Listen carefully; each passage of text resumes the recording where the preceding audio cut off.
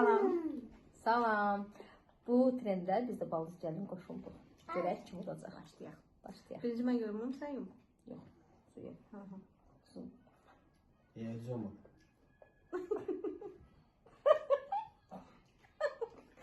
Aha. Ürəyiniz bildi. Mən unuttum. Mən başlayıram. Yumdum yiyəcəm. Baxma. Aha. Mənə kofe ısmarlayırsan. Mənə kofe ısmarlayırsan. Mənə kofe ısmarlayırsan. Açın. İndi sən yum. Baxma ha. Mini çanta alırsan. Mini çanta alırsan. Mini çanta alırsan. Başlayaq. İndi kim? Birinci sən seçən. Mini çanta alırsan. Al işte.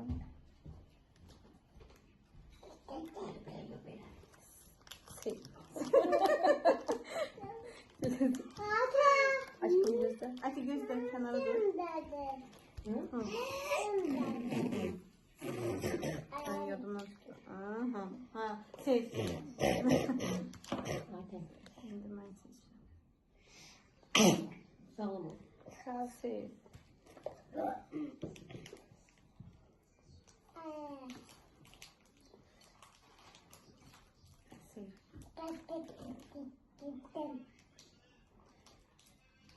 Şey.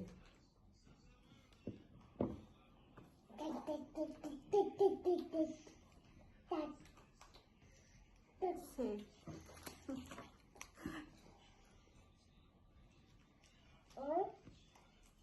Şey. Göz saçıma. Seç. Bunlar gelecek bunlar. Şey. Ben bu konfetleri yiyeceğim. Ben de Böyle bunu. mini çanta alırsın. Olsun. Ben de bunu yiyeceğim. Mənə kodisimi yaparırsan. Ben de eyledim. Bir dənə çıxdı da, səndə iki dənə çıxdı. Aha. Ben de eyledim. Yaxşı elədim, yaxşı. Bir heyecan başladı. Hadi bunlar da, sen de bunları da bırakacak.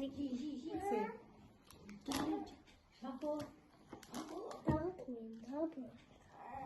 Kofe. Kofe. İki dənə beraber açtım. Kocası ata götürsün sen de. Ata. Gideme göre ataya. Ne oynuyor bu? Meraklı. Bu bir həlledici duruşu. Seçimim. Gel. Bu necə bir oyunda meraklıdır bana. Seç. Tabii. Ben. Beraber oldu. Beraber. Hiç kim kalmadı. Koy bura.